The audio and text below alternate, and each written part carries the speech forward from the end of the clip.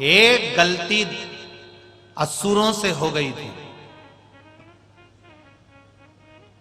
मंथन के समय पर जब मंथन हुआ, समुद्र मंथन जब किया गया, शेषनाग की नेति बनाकर मंदराचल की रई बनाकर जब मंथन प्रारंभ करा, उस मंथन में सबसे पहले अगर कुछ निकली थी तो गौ माता निकली। उस मंथन में 5 गाय निकली, नंदा, सुभद्रा, सुरभि, सुशीला, बहुला। 5 गाय मंथन के समय पर निकली। उन 5 गाय के निकलने के बाद फिर विष निकला, फिर विष निकला।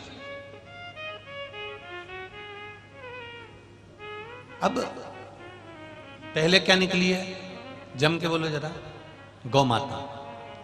और गौ माता के बाद में निकला है विष। गौ माता निकलने का कारण क्या था?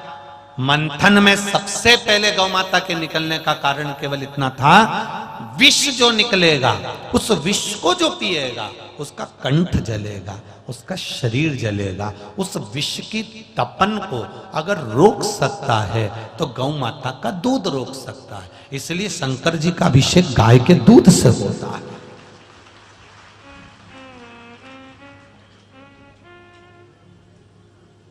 अब कोई कहे कि शंकर भगवान को 10 लीटर दूध चढ़ेगा, कोई कहे भगवान शंकर को 100 लीटर दूध चढ़ेगा, तो उनके हाथ जोड़ लेना और पांव पड़कर कहना, महाराज जी किसी पुराण में लिखा है कि शंकर जी को इतना ही दूध चढ़ेगा?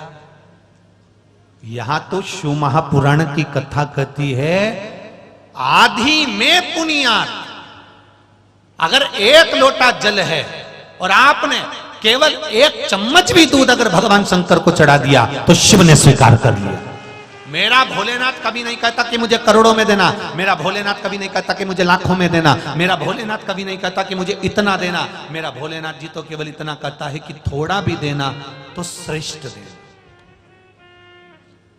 सारे देवताओं को एक तुमने जो चढ़ाया चढ़ाया, शंकर जी को अगर एक बेलपत्री भी चढ़ती है तो खंडित नहीं चढ़ती।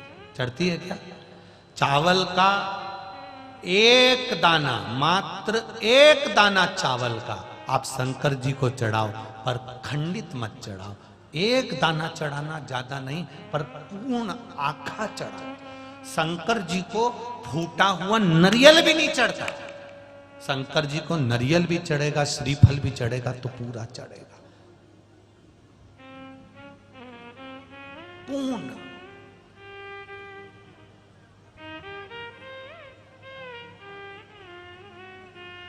पर कितना? शिवजी ने कहा कि मुझे इतना सारा चावल चढ़ाओ, शंकर भगवान ने कहा मुझे 1 किलो गेहूं चढ़ाओ। नहीं नहीं नहीं, मेरा भोलेनाथ कभी नहीं कहता कि मुझे इतना देना। भोलेनाथ जी तो कहता है तू दिल से देना। अगर 1 अक्षत का दाना भी देगा तो याद कर कर देना कि द्रौपदी ने केवल झूठा बर्तन मुझे दे दिया था और झूठे बर्तन में से राख से वो बर्तन मन चुका था, साफ हो चुका था। द्रौपदी कह रही थी मेरे पास में कुछ भी नहीं है। भगवान ने कहा मुझे दे तो बर्तन जरा, पात्र तो दे। द्रौपदी ने पात्र दिया। वो पात्र चारों तरफ से ऐसा था, ऊपर किन्नौर लगी हुई थी, जैसे आपके भगोनी होती है, तपेली होती है। उस पात्र में किन्नौर थी। उस किन्नौर में एक चावल के दाने का आधा हिस्सा फंसा हुआ था और उस पर भी राख लगी हुई थी। भगवान द्वारिकाधीश ने उस आधे चावल के दाने को निकाल लिया, मुंह में ले लिया, 10,000 ब्राह्मणों का पेट भर दिया केवल आधे चावल के दाने से। केवल आधे चावल के दाने से 10,000 ब्राह्मणों का पेट भर दिया। मेरा महादेव कभी नहीं कहता कि मुझे लाखों में देना कि करोड़ों में देना। मेरा महादेव कभी नहीं कहता कि मुझे इतना देना। मेरा महादेव कहता है आधा चावल का दाना देना पर प्रेम का देना, 1 चावल का दाना देना पर प्रेम का देना, 1 लोटा जल देना तो प्रेम का देना। और सुन, 4 घंटे तक नाम जपे जा रही, जपे जा रही, जपे जा रही, जपे जा रही, और कहीं की आ गई और आंख खोल के देख लिया। कौन आया कौन गया, भगवान के ऐसा भजन भी मत देना। एक क्षण मैं तुझे देख लूं और तू मुझे देख ले, ऐसा श्री शिवाय नमस्तुभ्यम बोल देना। एक क्षण। ये बुजुर्ग माताएं यहां पर बैठी हुई हैं, बुजुर्ग भाई भी यहां पर बैठे हैं।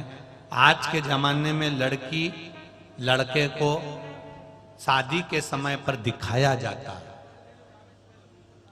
आधा घंटा बैठकर छोरी छोरा को बात कराई जाती है, फिर होटल में मिलाया जाता है।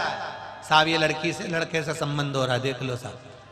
लड़की लड़का घूमने भी जाते हैं शादी के पहले बातचीत करने के लिए। बोलो री जीजियों, सही है कि गलत है? और एक पहले का विवाह होता था, लड़की चाय की ट्रे लेकर आई, रखी, निगाह उठी, छोरा छोरी की निगाह मिली, उसने ट्रे रखी और अंदर चली गई। उससे ना तो कोई प्रश्न करा गया ना कुछ पूछा गया, केवल छोरे ने छोरी को देखा, छोरी ने छोरे को देखा।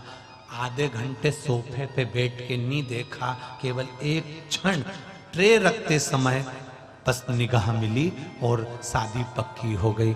जो एक निगाह से शादी पक्की हुई थी वो 7 जन्म तक चली, और जो होटल में हुई थी वो 7 महीने ही चल जाए तो बहुत बड़ी बात है। 24 घंटे फोन पे लगे रहे, मम्मी भी कुछ नहीं बोली, अब पक्की हुई है शादी। क्या बोल ना माँ बोली ना पिता बोले, शादी पक्की हुई है, कर लेने दो बात। 24 घंटा बात करे, रात को 1-1, 2-2 बजे तक बात करे, सुबह उठ के फिर मैसेज करे।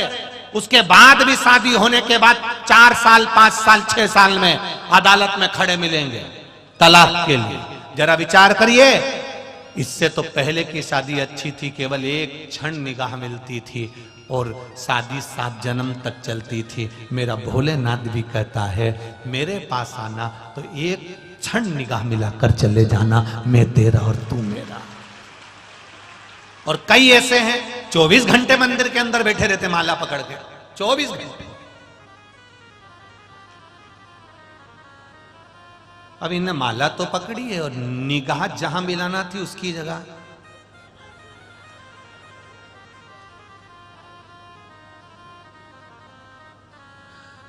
देख ले, उधर से झाड़ू लगाते लगाते इधर तक लिया।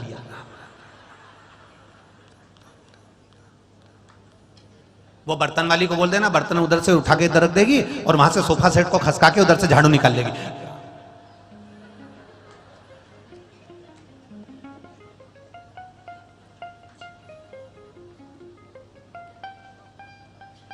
अरे इतनी देर से घंटी बज रही, देख तो लो कौन आया, दूध वाला आया होगा, देख रहे जाकर।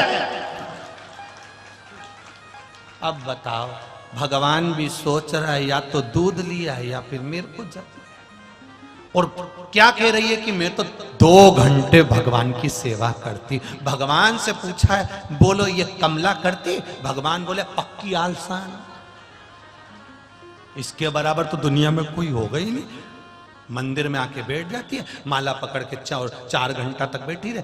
एक हनुमान चालीसा को 25 बार बोल देती है, 25 बार पूरी बोलती है नहीं, एक ही बार पूरी नहीं हो पाती, उसी में 25 बार हो जाती है। जय हनुमान ज्ञान गुण सागर, जय कपीश लोग जागर, राम पुत्र पवन सतनाम, महावीर विक्रम बजरंगी कुमति कृष्ण कंचन बराबर। पूरी हनुमान चालीसा पढ़ती जाएगी, पूरा काम घर का करती जाएगी। हनुमान जी भी बोले बेन जाने दे, मेरे को दूसरी जगह जाना, तू बैठी 4 घंटे से। भगवान भी फिर, भगवान को ये पसंद नहीं है। भगवान कहता है एक क्षण मात्र आधी में पुनियाद। मेरे शंकर जी कहते हैं एक बार मेरे मंदिर तक आ गया, दिल से जल चढ़ा दिया, हृदय से कह दिया श्री शिवाय नमस्तुभ्यम, मैं तेरा हो गया तू मेरा हो गया, चली जा घर। कुछ नहीं, बैठे हैं हम तो।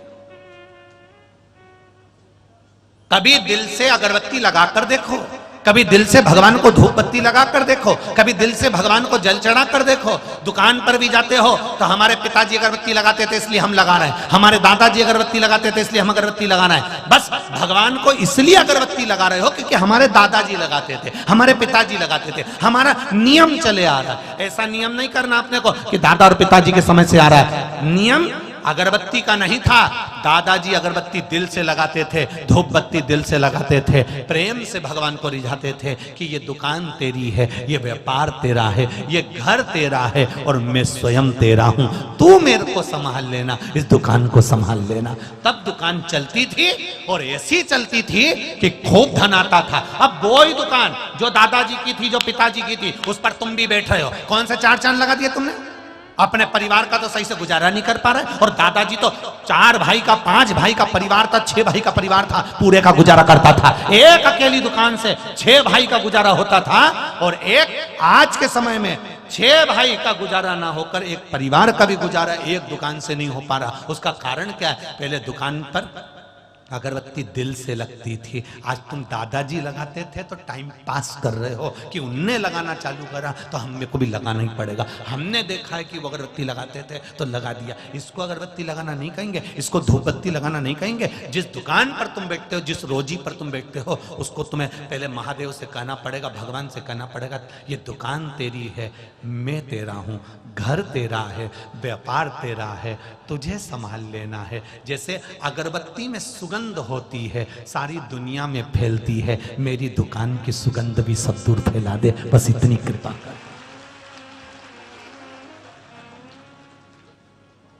इस दुकान की सुगंध भी तो सारे जनमानस तक फैला दे, बस इतनी कृपा, इतनी।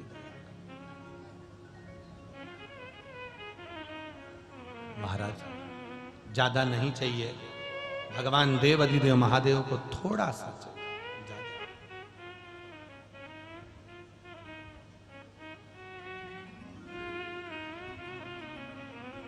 जब